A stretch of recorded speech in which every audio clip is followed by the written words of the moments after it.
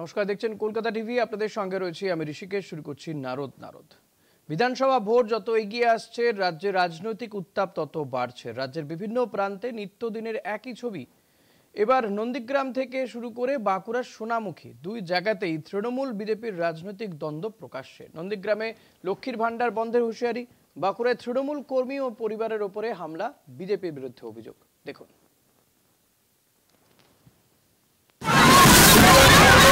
পূর্ব মেদিনীপুর জেলার ময়নায় বিজেপি পরিচালিত দুই গ্রাম পঞ্চায়েত বাকচা ও গজিনায় ৩ মাস ধরে এলাকার মহিলারা রাজ্যের লক্ষ্মীর ভাণ্ডার প্রকল্পের টাকা পাচ্ছেন না। এই অভিযোগ তুলে ময়না বিডিও অফিসে বিজেপির বিক্ষোভ হয়েছে। এবার সেই অভিযোগের প্রতিক্রিয়ায় নন্দীগ্রামের তৃণমূল নেত্রী ও গ্রাম পঞ্চায়েত সদস্য অষ্টমী গিরি সোশ্যাল মিডিয়ায় হুঁশিয়ারি দিয়েছেন, ময়নায় যেমন লক্ষ্মীর ভাণ্ডার বন্ধ হয়েছে, নন্দীগ্রামেও হবে বিজেপিকে ভোট দিলে, যা নিয়ে শুরু হয়েছে রাজনৈতিক বিতর্ক। তিনি একজন অশিক্ষিতা মূর্খ।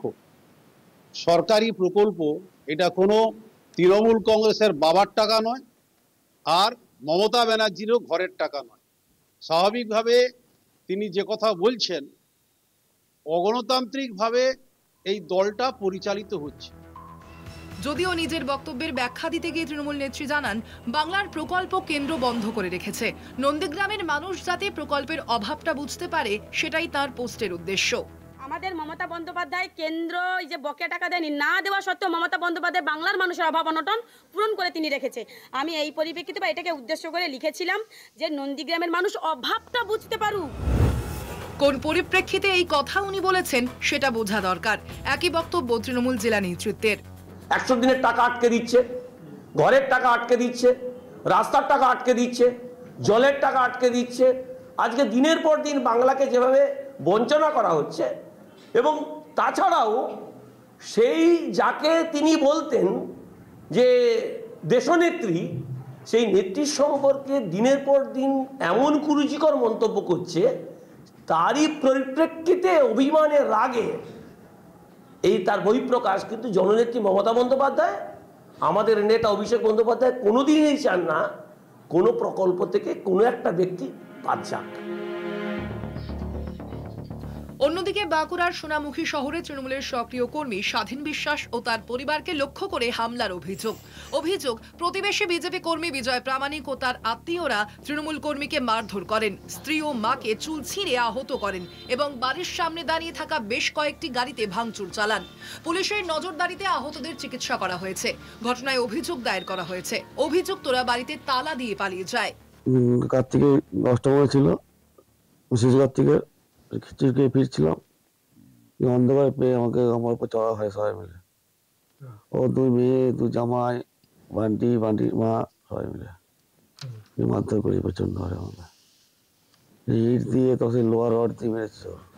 স্বাধীন বিশ্বাসকে মেরে মাথায় রক্ত মানে বয়ে যাচ্ছে একবারে। সেই হিসেবে হসপিটাল, সোনামুখী হসপিটাল নিয়ে যায়। ওর বউকে মারধর করেছে, ওর মাকে মারধর করেছে।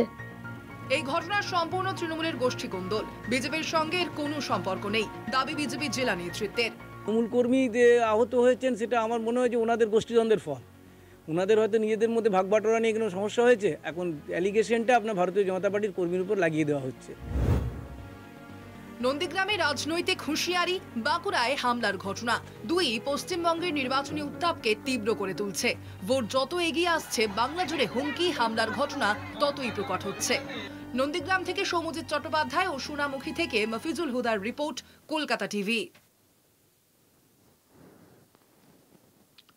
আর যে এই দুটো বিষয়কে নিয়েই আমরা নারদে আমরা আলোচনা করব, তর্ক বিতর্ক চলবে। আমার সঙ্গে রয়েছেন তৃণমূল কংগ্রেসের পক্ষ থেকে পার্থ সারথী মাইতি, রয়েছেন বিজেপির পক্ষ থেকে বিপ্রদাস অধিকারী। আপনাদের দুজনকেই স্বাগত জানাবো আমাদের এই অনুষ্ঠানে। আমি প্রথমেই বিপ্রদাস আপনার কাছে আসব। এই যে আমরা দেখলাম বাঁকুড়াতে, সেখানে যে মারধর করা হয়েছে তৃণমূল কর্মীকে, শুধুমাত্র তৃণমূল কর্মীকে নয়, তার স্ত্রীকে, তার মাকে মারধর করা হয়েছে বাঁকুড়ার সোনামুখীতে। যত নির্বাচন আসবে তত কি এই ধরনের ঘটনাগুলো আমরা আরো বেশি করে দেখতে পারবো? এই রাজনৈতিক ছবি কি এই বাংলা থেকে যাবে না? রাজনৈতিক হানাহানির ছবি।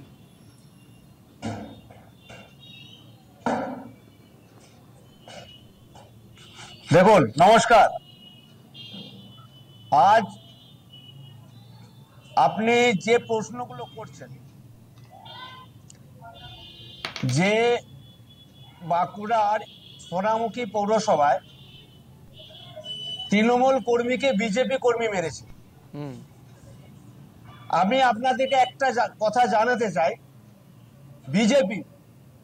বিজেপি আজ পর্যন্ত গণতান্ত্রিক ভাবে লড়াই করছে। বিজেপি কোথাও হামলা বা মারপিটের রাজনীতি বিশ্বাস করে না। তাহলে এটা কি গণতন্ত্র? বিজেপি এখনো পর্যন্ত কোন জায়গায় একটা পতাকা পর্যন্ত ছেড়েনি।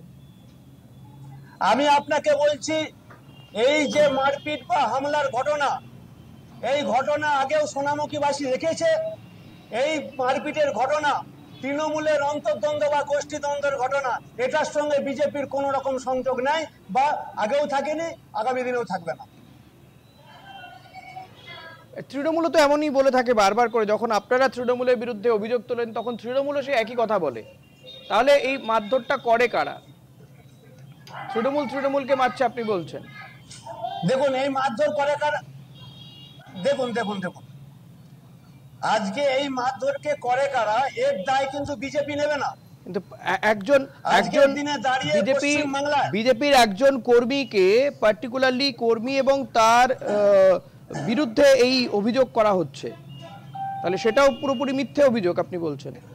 দেখুন, অভিযোগ দেখুন, এইরকম অভিযোগ পশ্চিমবাংলায় তৃণমূল কংগ্রেস, বিজেপি যেদিন থেকে বিজয় প্রামাণিক ও তার আত্মীয়রা, বিজয় প্রামাণিক কি করে? বিপ্রদাস বিজয় প্রামাণিক কি করেন? বিজয় প্রামাণিক বলি আপনাদেরকে বলি, একটু শুনুন। আমি তৃণমূলের যিনি প্যানেলিস্ট আছেন ওনাকেও সম্মান জানিয়ে বলছি, বিজয় প্রামাণিক, আপনারা একটা প্রমাণ দেখান যে বিজয় প্রামাণিক হাতে ঝান্ডা নিয়ে সে বিজেপির কোন মিছিলে বা মিটিং এ গেছে, তবে বুঝবো যে উনি বিজেপি কর্মী। আমি আপনাকে দায়িত্ব নিয়ে বলছি, বিজয় প্রামাণিক এত বড় বিজেপি নেতা, তার ছবি আপনার ছবি তো আমি বিজেপি, আপনি কোনোদিন ফ্ল্যাগ নিয়ে ঘুরছেন এই ছবি দেখিনি। এটা দেখানো সম্ভব নাকি? কোন জেলার কোন নেতা কি কর্মী তারা ফ্ল্যাগ নিয়ে ঘুরছেন এই ছবি দেখানো সম্ভব? মানে আপনারা হচ্ছেন দেশের নয় বিশ্বের বৃহত্তম রাজনৈতিক দল আপনারা দাবি করেন। সেই বৃহত্তম রাজনৈতিক দলের সোনামুখীর মানে বাঁকুড়ার সোনামুখী জেলার কোন নেতা ফ্ল্যাগ নিয়ে ঘুরছেন না এটা দেখানো সম্ভব?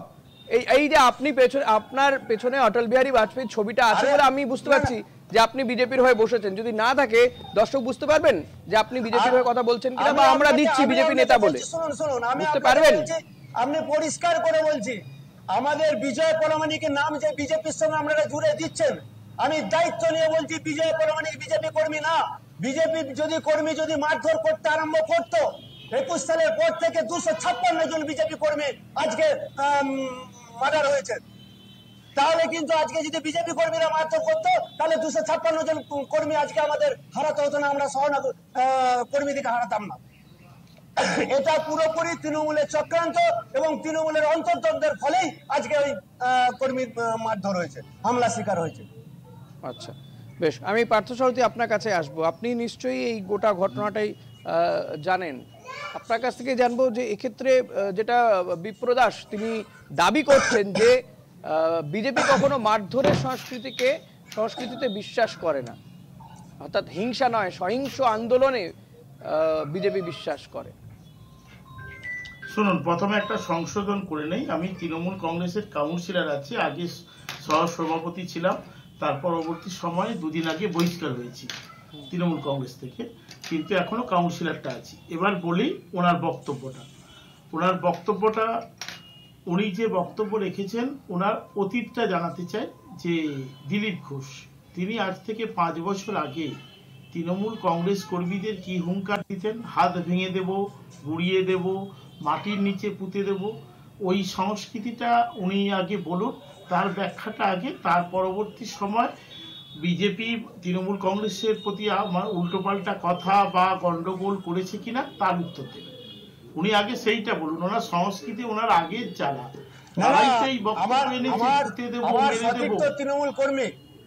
আমার সতীর্থ তৃণমূল কর্মী, সতীর্থ তৃণমূলের কাউন্সিলর প্রার্থ প্রতিনিধিকে আমি একটা কথা বলতে চাই, আপনি সামান্য সোনামুখীর ঘটনাকে কেন্দ্র করে আপনি সামান্য সোনামুখীর ঘটনাকে কেন্দ্র করে আপনি বলেছেন যে বিজেপি, আমি আপনাকে বলছি আমার কথাটা শুনুন, আপনি দিলীপ ঘোষের কথাটা টেনে নিয়ে এলেন। শুনুন, আপনি যখন বলেছেন আমি কিছু বলিনি, কথাটা বলেছে দিলীপ ঘোষ 21 সাল থেকে। শুনুন, তৃণমূল কংগ্রেস কর্মীদের উদ্দেশ্যে বলেছেন। না না বিপ্রদাস, দিলীপ ঘোষ কি বিজেপিতে নেই? বিপ্রদাস, আমি আপনাকে আবারও বলছি, একইভাবে সুকান্ত বাবু তিনিও বলেছেন লাঠি বেঁধে রাখো, বাস নিয়ে আসবো। এই বক্তব্যগুলো কি? দিলীপ ঘোষ কোন জায়গায় মানুষকে ভালোবাসার জন্য আনে না। হাঁটুটা ভেঙে দাও। দিলীপ ঘোষ তার বলছে আমরাও রেডি আছি, বাস নিয়ে আসবো। এই ভাষাগুলো তো বলেছি, সহযোগিতা করার জন্য যেটুকু বলার দরকার বলেছে। আমি আপনাকে কি বলছি? বেশ বুঝতে পেরেছি পার্থসারথী, আমার প্রশ্ন আপনার কাছে, পার্থসারথী আমার প্রশ্ন আপনার কাছে, বুঝতে পেরেছি। বিপ্রদাস বুঝতে পেরেছি, আপনারা একদম মহাত্মা গান্ধীর আদর্শে বিশ্বাসী, আপনারা মহাত্মা গান্ধীর আদর্শে বিশ্বাসী। আপনাদের বক্তব্য চিৎকার করে লাভ নেই। আমি যেটা বলছি বোঝার চেষ্টা করুন। আপনাদের দিলীপ ঘোষ, আপনাদের সুকান্ত বাবু, আপনাদের শুভেন্দু অধিকারী কি সব বক্তব্য রেখেছে, সে থেকে কি বোঝা যায়? আগে এগুলো বলেন, উত্তর দিন, তারপর আপনি বলুন। বিপ্রদাসরা মহাত্মা গান্ধীর আদর্শে বিশ্বাসী। আপনি একটা বক্তব্য দেখুন দাদা, আমি আপনাকে বলছি, শুভেন্দু অধিকারী, মাননীয় সুকান্ত মজুমদার এবং মাননীয় আমাদের দিলীপ ঘোষ, ওরা একটা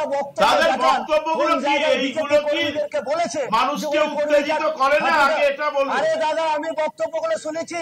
আজকে আমি 10 বছর বিজেপি পার্টিটা বুকে আঁকড়ে ধরে বসে আছি। দিলীপ ঘোষ কোথায় কি বলেছে আমার মাথায় আছে, কিন্তু আমি আপনাকে বলছি, আপনাদের নেতারা আপনি বললেন কোথাও কোনোদিন আমরা গন্ডগোল করিনি। আমি সেটাই বললাম দাদা আপনাকে। আমি বললেন কোথাও কোনোদিন বিজেপি কর্মী গন্ডগোল করেনি। আমি এই তিনজনের উক্তিটা বললাম, আপনি বলুন এরা কি ভাষায় কি বলেছে।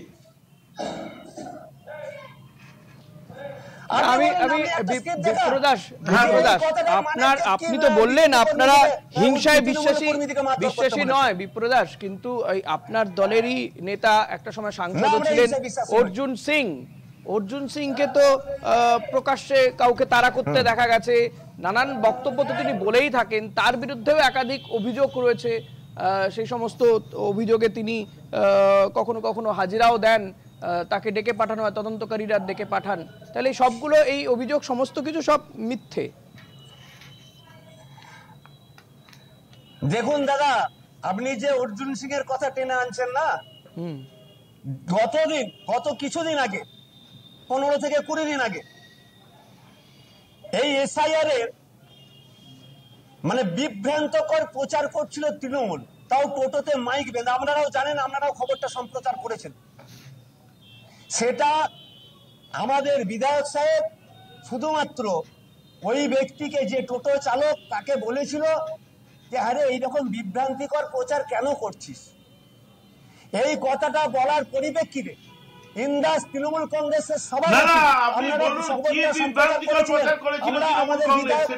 আমার কথাটা শুনুন দাদা, আমার কথাটা শুনুন, একটু শোনার অভ্যাস। আপনারা তো শাসকে আছেন, একটু শোনার অভ্যাস। বিপ্রদাস আপনি নিশ্চয়ই অনন্ত কুমার সিং, বিপ্রদাস আমি একটু আমি একটা নাম বলি, এই অনন্ত কুমার সিং, বিপ্রদাস অনন্ত কুমার সিং জেডিইউর নেতা, বিহারে নির্বাচন জিতে গেছেন, জেলে বসে নির্বাচন জিতেছেন, তার বিরুদ্ধে খুনের অভিযোগ। দাদা একটা কথা বলি, এই মাত্র চলছিল আপনাদের জোট সঙ্গী, আমি শুধু নাম আর তথ্য দিলাম। বেশ, আমি এবার পার্থসারথীদার কাছে যাবো। পার্থদা যেটা বলবো, যে আমরা দেখলাম যেখানে পূর্ব মেদিনীপুরে, সেখানে বুঝতে পেরেছি আপনার কাছে আবারও আসবো বিপ্রদাস, আসবো আপনার কাছে আবারও আসবো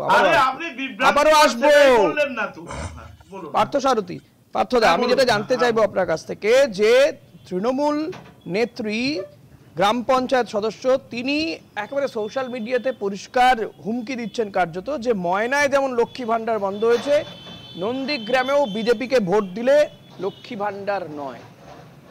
এটা কি তৃণমূল কংগ্রেসের প্রকল্প? লক্ষ্মী ভান্ডার কি তৃণমূল কংগ্রেস দেয় না সরকার দেয়? শুনুন, তৃণমূল কংগ্রেসের এটা আপনাকে মানতে হবে যে ওর বয়সটা কম এবং কম বয়সী নেত্রী, তার মধ্যে একটা আবেগ থাকবে, সেখান থেকে একটা সরকারি বক্তব্য আর একটা দলীয় বক্তব্য।